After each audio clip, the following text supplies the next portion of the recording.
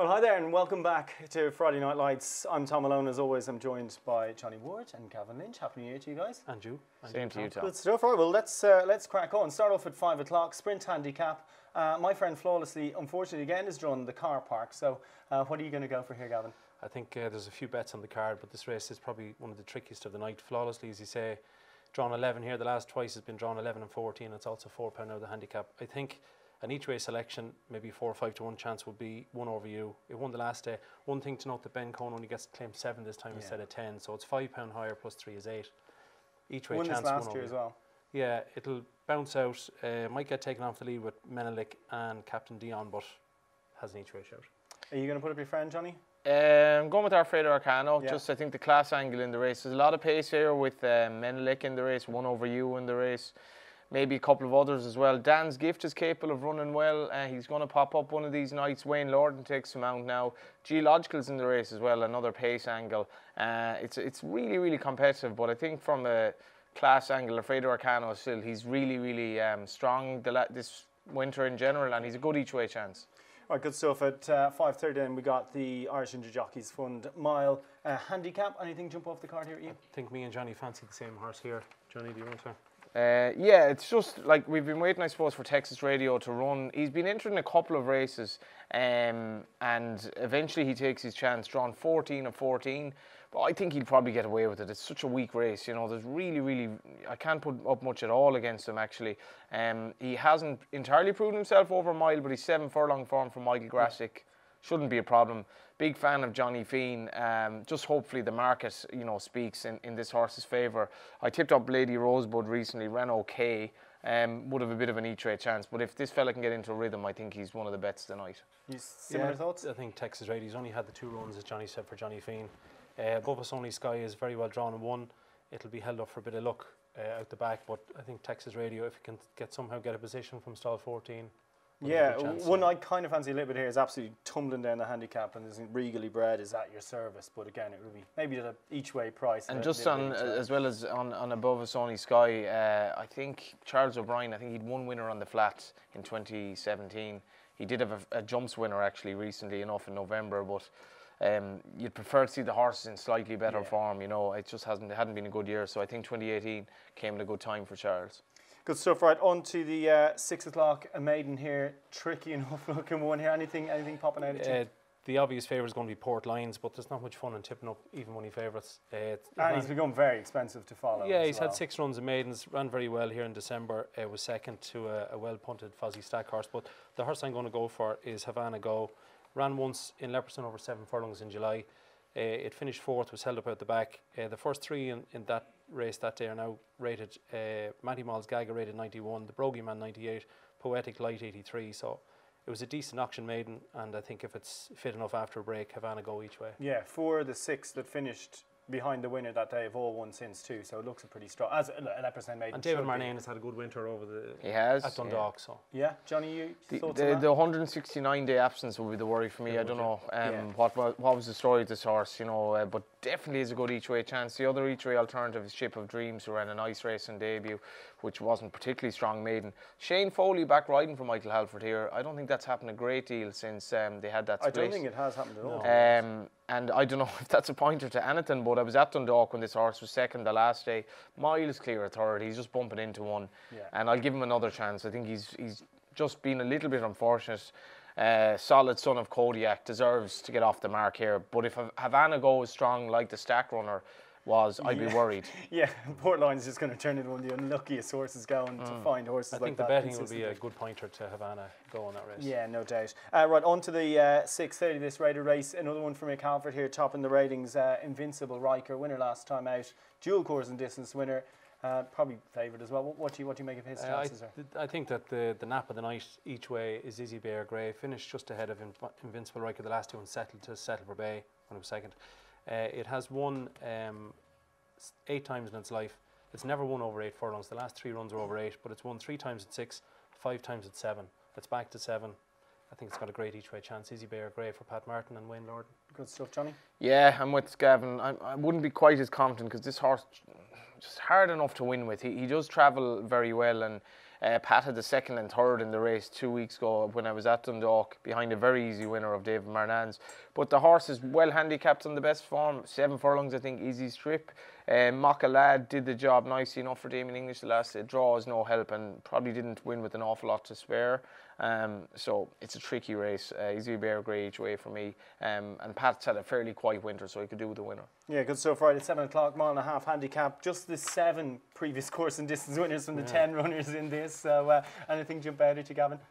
I'm going to just tip up a small each way bet on Mandarin Monarch. The last day it ran over 10.5 furlongs, stayed on very, very well. Slightly interfered with in the last furlong, not a lot. It's going to be interesting, the pace in the race with Commander 1, who went 10 lengths clear the last day. You've also got Sharjah, who previous to that had made the running.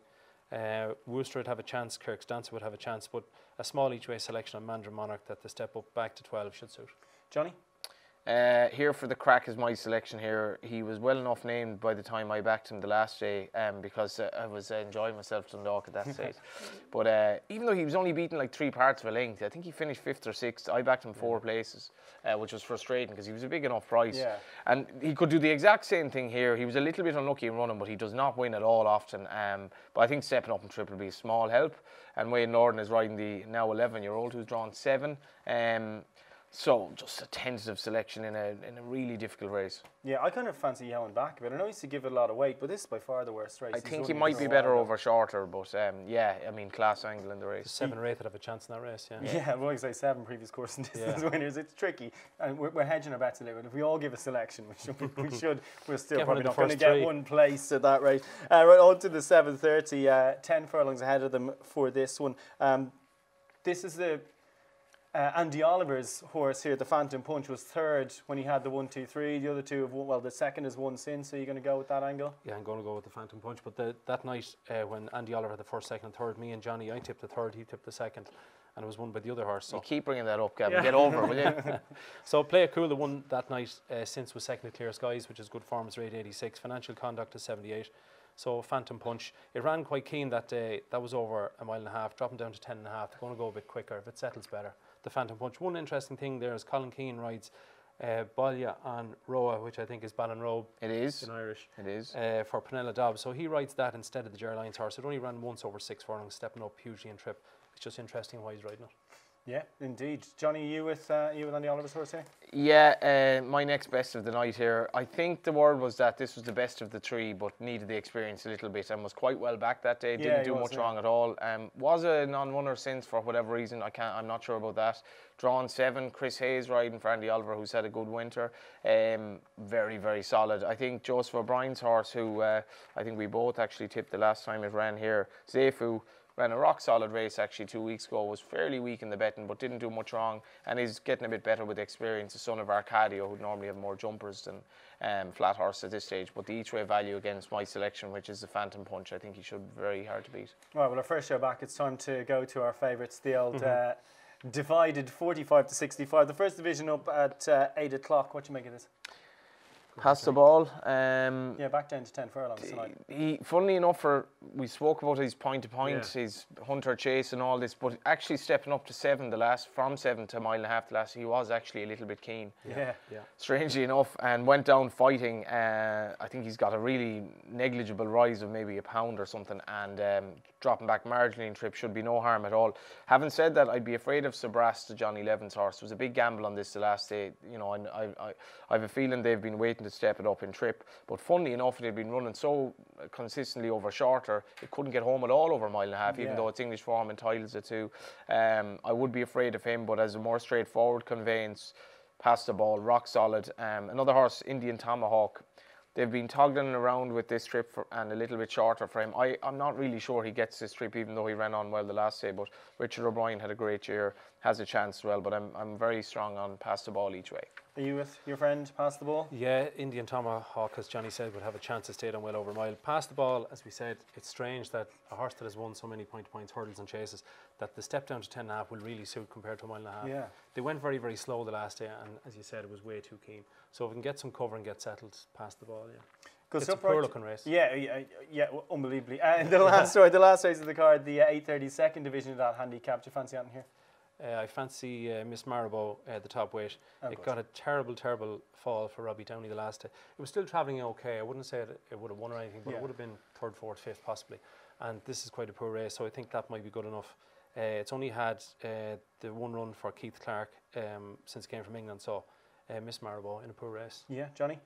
This is a very poor race, in fact, and California Lad is interesting. He's not my selection, but I think stepping back to this trip, his trainer Fergal Baran trains in Killala in County Mayo, and it's just been a great story, the amount of winners he's had in a complete backwater. That's why Dundalk is so helpful to these trainers. Tom Mullins, on the other hand, has been going well with his jumpers. He had a very nice winner, Sparky Stowaway, over the Christmas, as well as Spiderweb. So his horses are running great. And Crystal Icon on that fourth, 2 runs back behind a horse of Tony Martin's called Acclamatio, has a fair chance here. Off a break, Danny Sheehy takes off 5. I think this horse could be overpriced, like Tom's often are. And 60's Icon horse, I think I'll give her a fair each way chance in a horrible finale. Okie doke. Right, time for some best bets then. Who are the best bets? Johnny, we'll start with you. My best bet of the night is Texas Radio. Hopefully things will go well for him in terms of getting into a rhythm and all that. Next best, the Phantom Punch, and third is Pass the Ball, and I'm wagering Gavin might go for 2 at least of those. Okay, go, You've Gavin. just seen my page. I didn't actually. Nap of the night I thought was Izzy Bear Grey each way, should be an each way price. Second is Pass the Ball, and third the Phantom Punch, so we're quite similar. Good stuff, right? I'm going with Phantom Punch, Invincible Riker, and also going to give a shout to Sabras at a bit of a price. Thanks for watching, thanks for listening, and we'll be back again next week, more Friday Night Lights.